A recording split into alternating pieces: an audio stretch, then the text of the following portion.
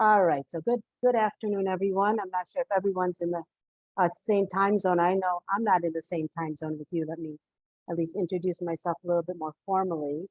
Um, my name is Shammi Carr. I'm a disability advocate here in the Virgin Islands. It is profusely raining, so I apologize if the noise gets um, a little bit spotty because of that. Please do let me know, Grace, or otherwise if audio is an issue. Um, Today is an incredibly important day. Does anybody know by chance what today is, the actual day? And I don't think I can see the chat, so if anybody puts in the chat, if someone could let me know. July 26th.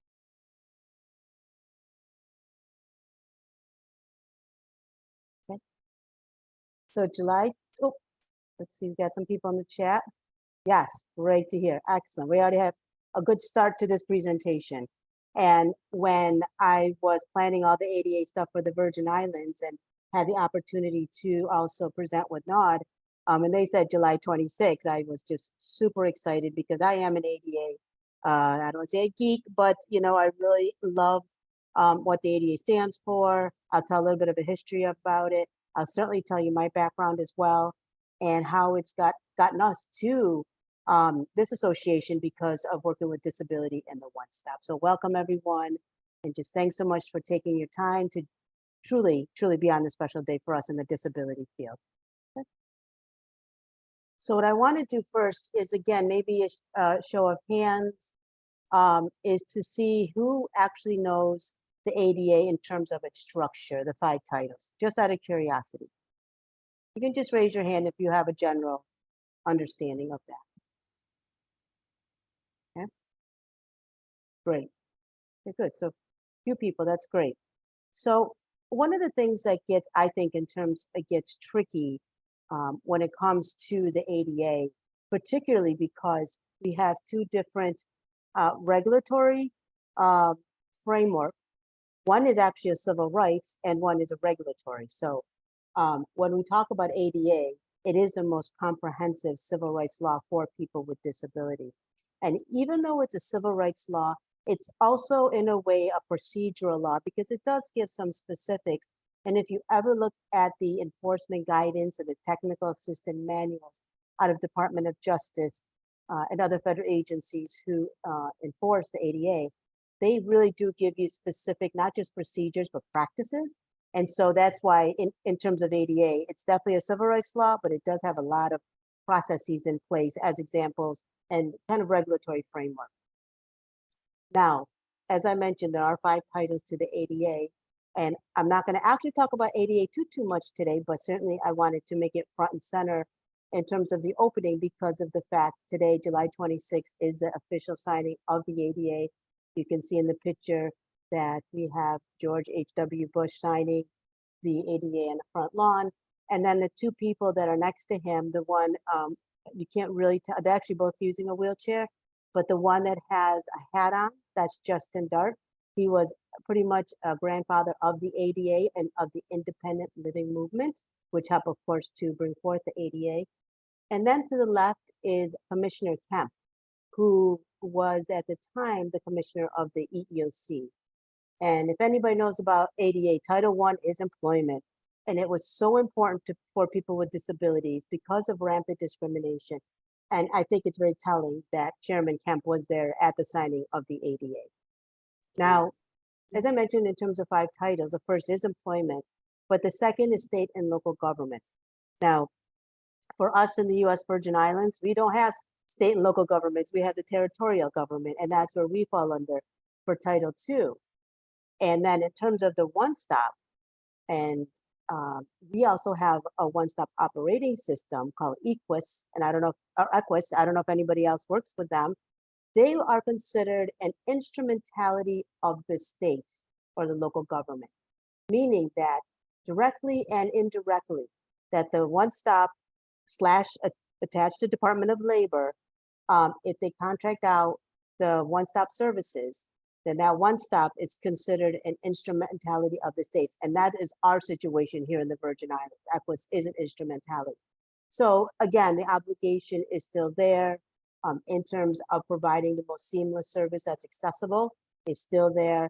One of the resources I'm going to show you at the end, to me, is like a Bible when it comes to the one stop. So with that, let me give a little bit of background about myself. I've been in the disability field for over 20 years. In 2010, when right in the middle of the recession, I actually was working at the University of the Virgin Islands and had to move back for family reasons. Now, I couldn't believe that not only did I find a job, I found a good paying job and I found a job I loved. And that was part of the Disability Employment Initiative.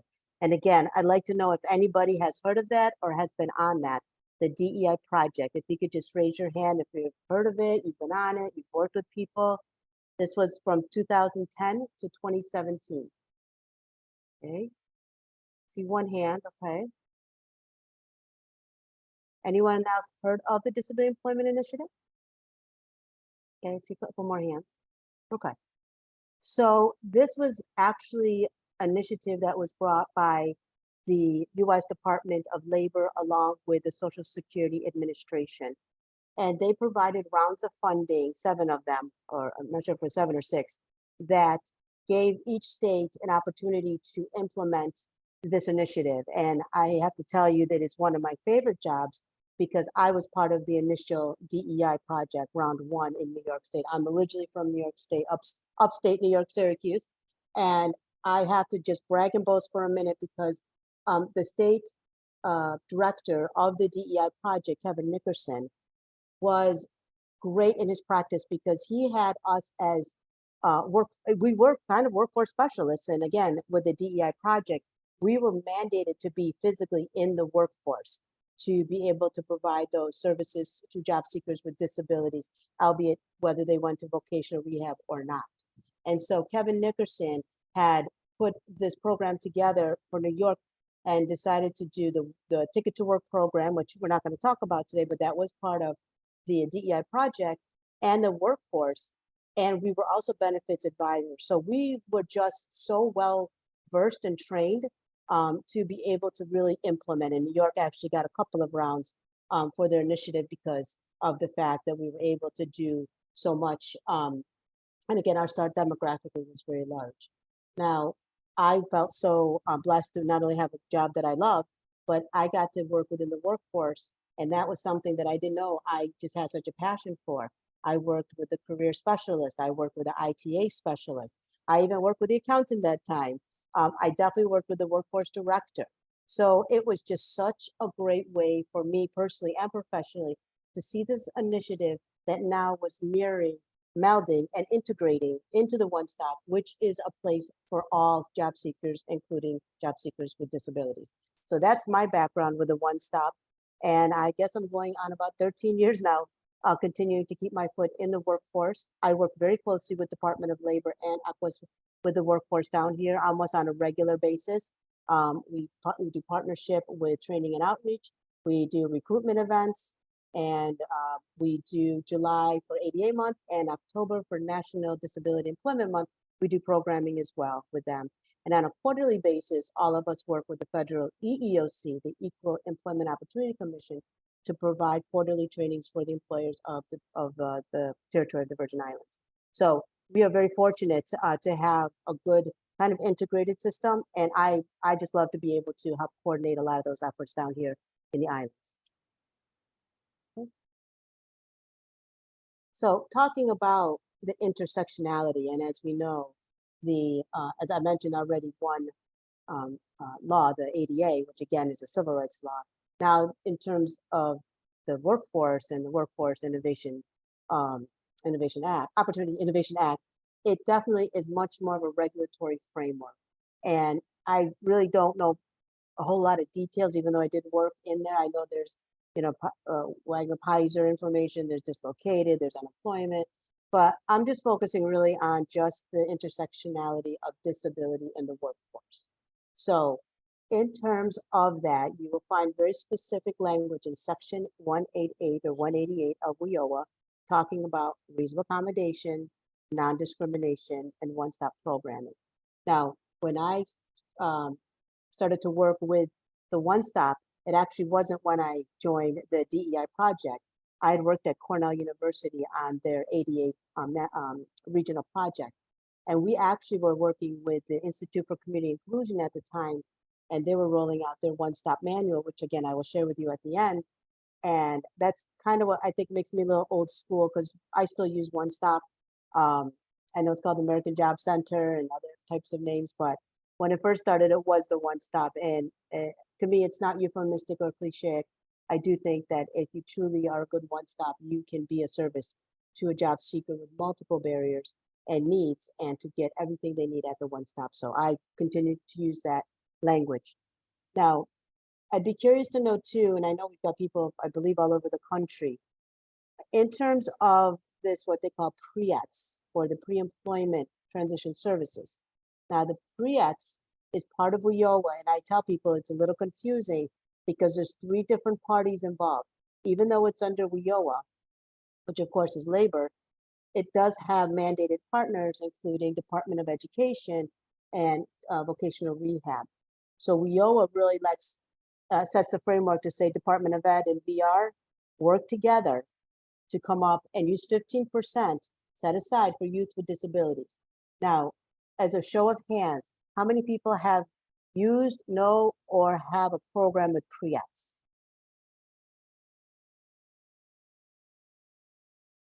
Okay. Okay. Let's see, maybe 1 or 2. All right. I like to ask these questions because we always think sometimes in the Virgin Islands, we are limited in resources, but clearly I'm sure the state you're in may not have the issue like we do. And I was just recently in New Jersey in April for a transition meeting and conference.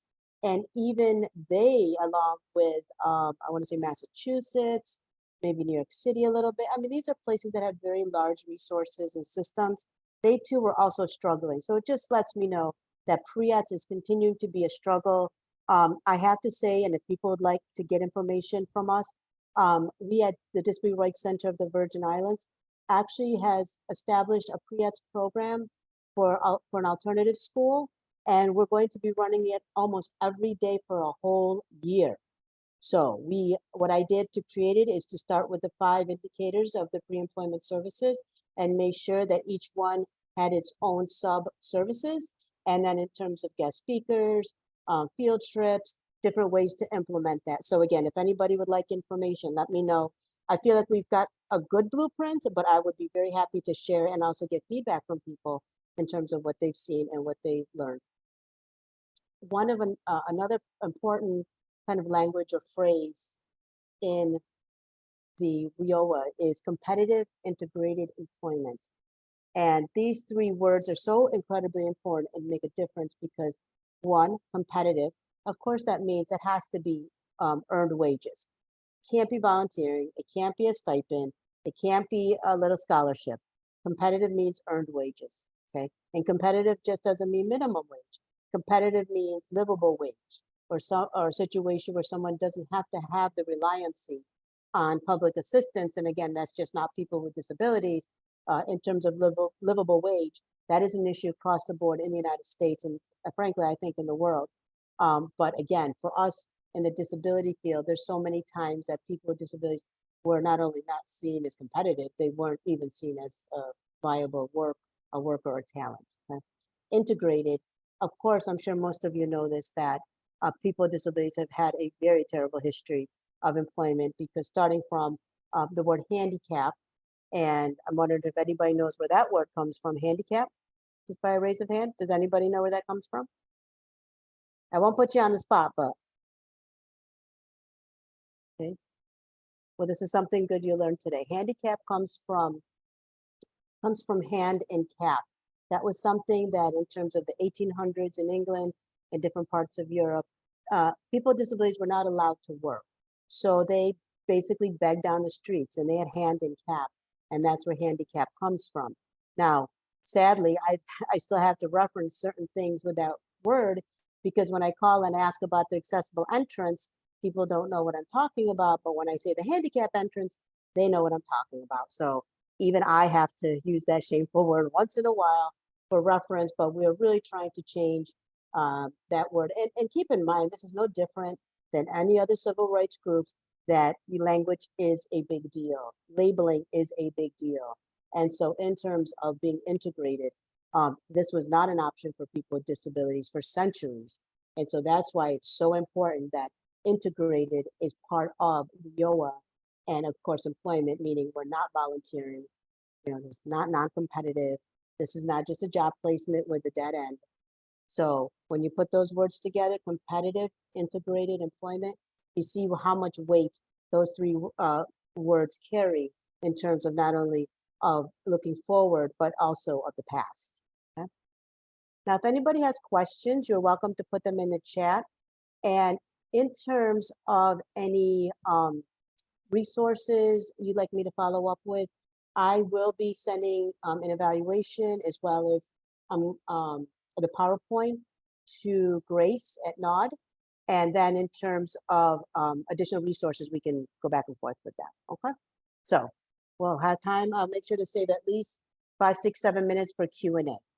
And again, as I mentioned, this presentation was not meant to be an in-depth of the one-stop. This is meant to be an overview and kind of connecting the dots with ADA as well.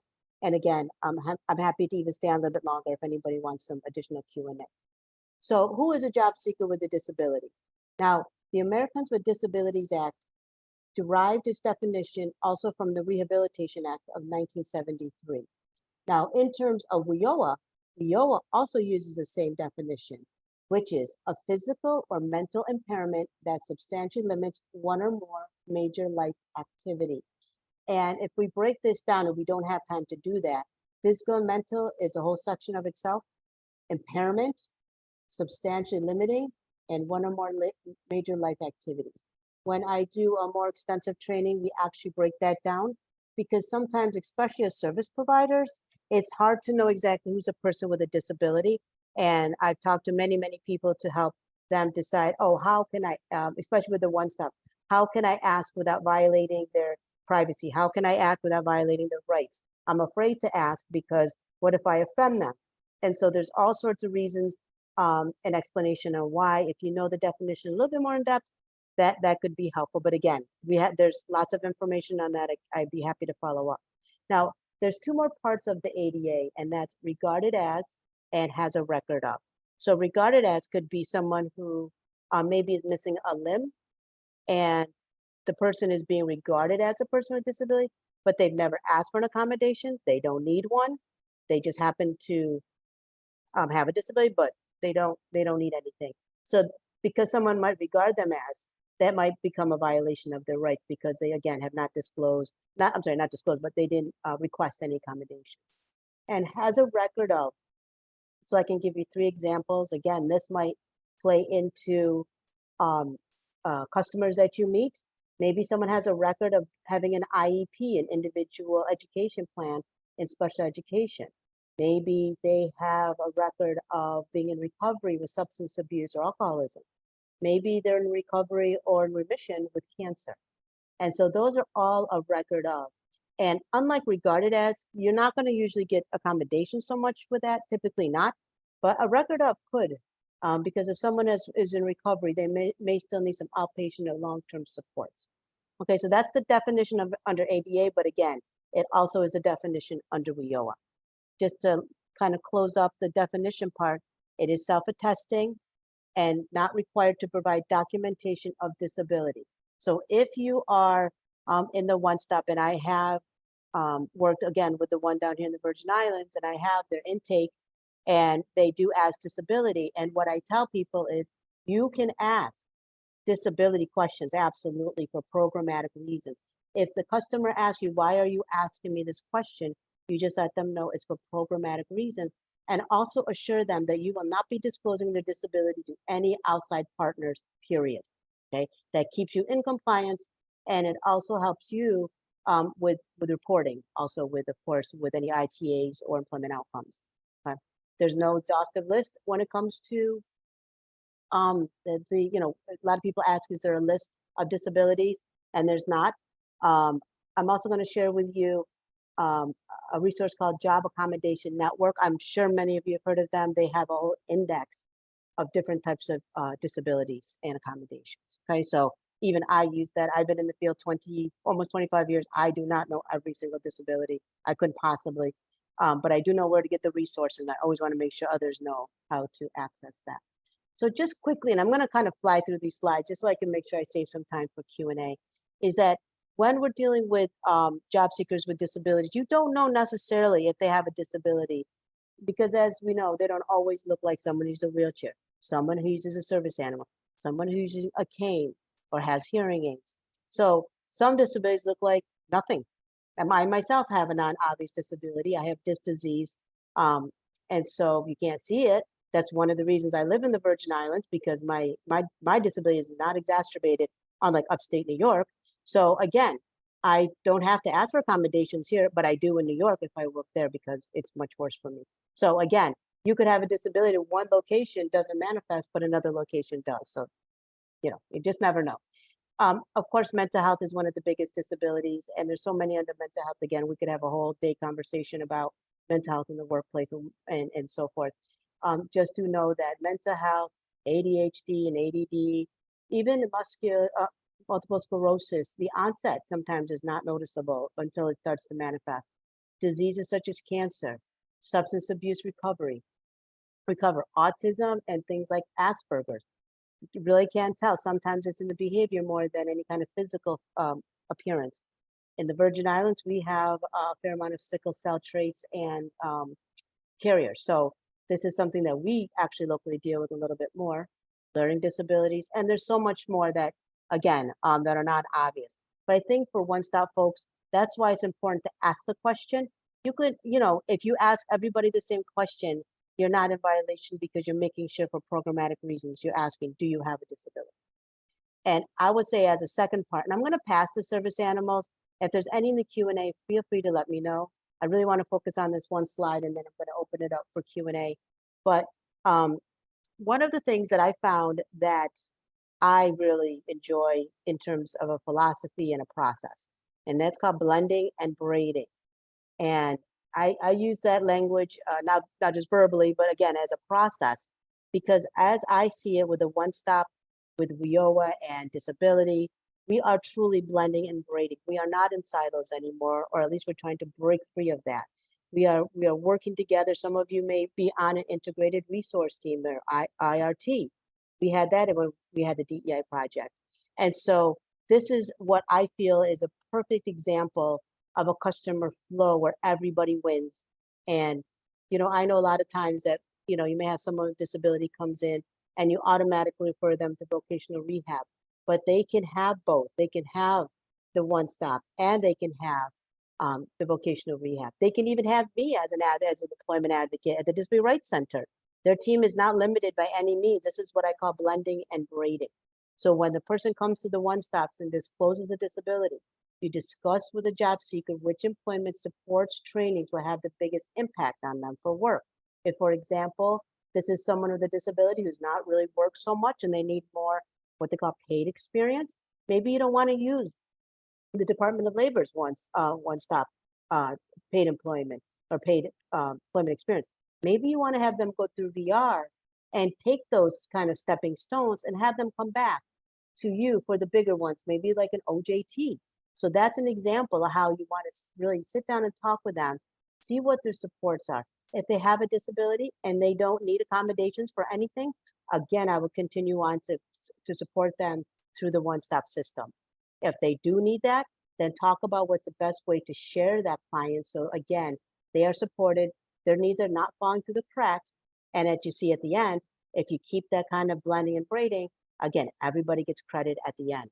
So now, once the job seeker and you have discussed that, that person now is going to access the program or the training that's accommodating for the job seeker. If it's a virtual class, if it's a certification, maybe it's finishing up a college degree, and the One Stop's going to refer them to the VR system to close out those 4 classes they need, and then send them back to the One Stop. Okay, there's so many examples I could give. Again, maybe that could be another presentation just on the blending and braiding of One Stop services for subsidized programs.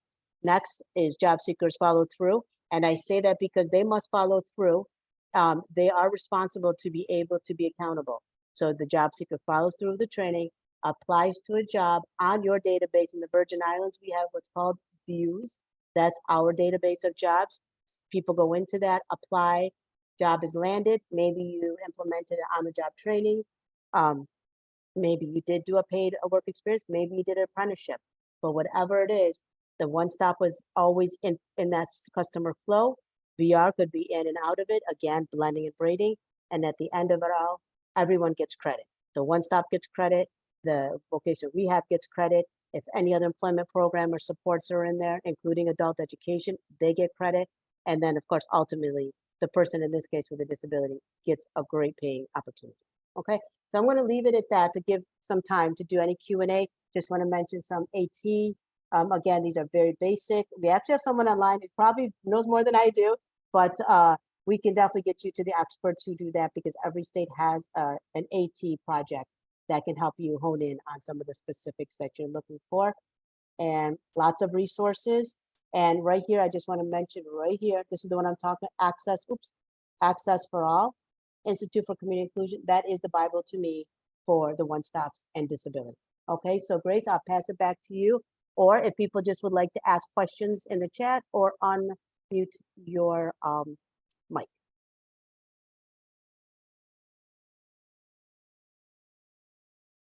I don't see any, I see comments, but I don't see any questions so far. I see somebody would like to have that info.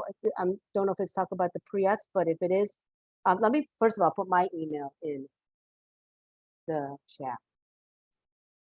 Oh goodness, I always do that. It's 2 hours, sorry. There we go. Scratch the first one. Okay. Emily, did you have a question you wanted to ask? I do. I am just curious, and it might be outside of the scope of today's conversation, but if there are any best practices for gathering accommodation requests, either for virtual events or things like that. What we've run into with our vendors is a time frame. So say someone requests American Sign Language interpreter, they might request 2 days in advance, and our vendors are saying we need a week's notice, or we have additional fees and charges. So just curious of any best practices with that. Well, I'll just tell you what we do in the Virgin Islands, and I feel like sometimes we have the most barriers, you know. So one group, and I want to mention who we use. We do have providers online, or I'm sorry, on island, you know, in terms of interpreters. But I just want to mention this quick resource, and I'll try to answer your other part of that question. There's a company out of Colorado called 24/7. Has anybody ever heard of them? Okay, they are. You've heard of them, Emily? Okay, so 24/7, 24/7 is an ASL interpreting service that works 24/7. They do legal, medical, and general. You can put a request in as quick as 24 hours in advance. Okay, after that, you have to pay an additional fee, and they can't guarantee you. We use them in the Virgin Islands because for the virtual stuff, they are very polished and very well produced. So in terms of best practices, when it comes to reasonable accommodation, I think there's some universal things you can do to ensure that when you're doing an event. So let's just use as an example, a recruitment event, okay? You want to automatically assume to have interpreters there. You want to automatically assume to have some large prints of any materials that you have. You definitely want to have some information that's digitized or electronic. Folks who have visual disabilities can take, in the case we used to use CD-ROMs or whatever you use, maybe use a thumb drive, they're able to access that via like software like JAWS. Okay, so even just having those little extra things, making sure that the layout of what you have is accessible, obviously making sure the venue is accessible. There's also a document out of the University of North Carolina called Accessible Temporary Events. And that is a great resource, I think, for like a one-stop, because I know you guys are out in the community, you're doing different kinds of outreach to different stakeholder groups, maybe at the public housing, maybe at the schools. So this is a great opportunity to make sure that at least your part, you're making it as accessible as possible. I also think that in terms of making sure just the kind of the, almost like on no-brainers, your website is accessible. So if you're posting something, that you make sure that people can access it. Again, these are universal designs, and they're also kind of, regulatory in the sense of Section 508 of the Rehab Act, which does require federal and state to have accessible websites, and clearly, definitely, Department of Labor and the one stops need to do that. And if you need information on that, I can definitely get you to those folks. Also, in terms of having a service animal, having that right at the front door in all of your communication to let people know service animals are welcomed. Okay, I didn't talk about emotional animals, and they're actually not part of the regulations, so just service animals. Okay, that lets a person know the one stop is very welcoming and accessible. If you have an event, I always say to put on the flyer, if you need disability accommodations, let us know 10 days in advance. But if you can't do that, like I do, for example, I know that if someone literally asks me 3 days and not 10 days, I know I can get 24/7 to provide me an interpreter, and I can still stay within the kind of the parameters of the situation without getting too, bulked up because of the fact it wasn't 10 days in advance. Now, Emily, do you have anything specific that you're wondering about a best practice? I know we're kind of a little bit on time, but. No, those are all really excellent resources. I was jotting down as you were talking, and then we'll look in further, especially like the University of North Carolina guide. Yes. I was just putting in the chat, we do have access for something with its virtual or individual appointments. We just don't have, it's more that in-person interpreter for a group event or a workshop or something scheduled. So I'll look into the 24/7 option as well. Thank you for sharing that. Yeah, and I will actually, again, when I follow up with Nod, I will, again, put the PowerPoint. I will also get you the accessible temporary guide, and also put in the contact information for 24/7 answer. Okay? Thank you so much. Then she'll get that, get to everybody. We stumbled on them during well, it's interesting because the sign language interpreter lived in the Virgin Islands and also Colorado. So she sold her business to a friend. And so it's still kind of a Virgin Islands connection. So that's why I promote it all the time. And they've been absolutely fabulous, absolutely fabulous. So can't speak enough about that. Okay. Anybody have any other questions? I know we're over time, but I'm available for a couple more minutes. Is there any in the chat? Yeah, hi. This is Charles in Connecticut. I put in the chat, it may be too open-ended at this point, given the time.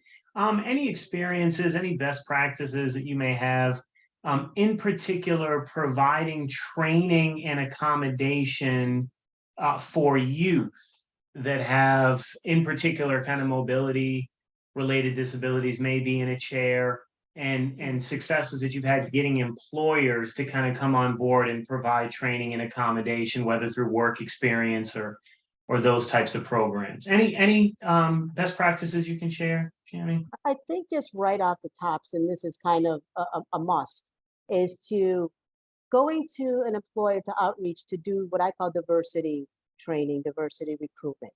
That, because we can put disability under that certainly, and certainly youth with disabilities would fall under diversity recruitment. Once you get through the door, you can talk to them about all different ways to be accessible, including if they're a private employer, to talk to them about tax incentives. Once you've made it comfortable, I think that's just getting entree into the employer. And then you're able to say, well, we have a pool of talented young people, and because now you felt them out, they're accessible, or if they want to be accessible. Again, some of those tax credits can actually help write some of that off so they can become more accessible. They might say to you, I didn't even know we had these obligations. Oh, we have tax credits. Let us do what we can, and then we'd be happy to, let's see if we can work with your youth with disability, physical disabilities. So that's kind of like pie in the sky situation. I just find that working with employers, the best thing is to get entree with them first. And that's why we work with, and again, Disability Rights Center. I have an employer group that we work with Department of Labor, Economic Development Authority, Small Business Development Center. They're also with us with the Vocational Rehab, Island Therapy Solutions, which is a support employment. We have the governor's ADA office. I mentioned all these people because they give us entree into these employers. And that's how we're able now also to provide EEOC training with a little nonprofit like DRCVI, but with a really big hitter like EEOC, because we have those partners that give us entree into those employers. And those employers, there's 2,500 businesses in the Virgin Islands. through those three channels. We have access to every single one of them. That's So that's it. fantastic. Yeah. Yeah, thank you so much. I will mention tomorrow, just because of kind of, it prefaces a little bit on Charles, is one thing that I've done, which is a diversity recruitment event, is tomorrow we're actually having what we call the employer recruitment roundtable. I bring 4 or 5 select choice employers and talk about their screening process, their application process, reasonable accommodation process. And I invite people with or without disabilities to this event. This is a way to make sure that networking is done, and this does increase the chance of people with disabilities. And again, to Charles, what I just said, entree, now we have employers who are right there with people with disabilities, with resumes, looking to get that interview and having that face-to-face time. So that's another activity I do to try to bring the two groups together so that there can be some employment outcomes. We'll be doing one in November, and we'd be happy to have you guys join to check it out, see if you guys would like to do one. It's a pretty simple setup, but it really does carry a lot of weight for job seekers with disabilities. Any other questions? I know we're, like I said, I'm happy to stay on, but did Wade, did you have a question? I saw that your camera came up.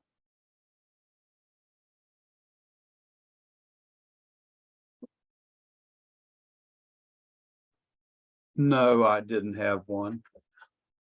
Okay. I'm sorry. Kind of misled you there. I was moving my arms around. It's okay. Sometimes you got to move your arms around, that's for sure. So again, I just thank everyone for taking the time. It's like literally the middle of the day. It is for us here in the Virgin Islands, it's 2:37. And just taking the time to really not only get some information, but also help celebrate the Americans with Disabilities Act. This is a day for us that's so important, and for us, it's every day is ADA. And again, anything that we can help with, please, I will also give you my work cell number. It's out of New York, but I use it for work. You are welcome to call me. I'm happy. Oh, let me also mention that the DRCVI also created an ONET brochure for the country, for people with disabilities. We're very proud of that, and we're happy to share that. Why don't I attach that as well? I know many of you work with ONET, and this is a brochure that we created, not just for Virgin Islands, but for the nation. Okay. Okay, let me, I could keep going on and on, so I better stop and let you guys get back and be mindful of your time. But thank you all again so much.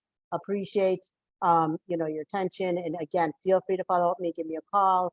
You can email me. I'd be more than happy to talk to you guys. Like I said, this is my passion, and I could do this day in and day out, probably like you guys can too. So, okay. Thanks again. Have a great day. Stay blessed.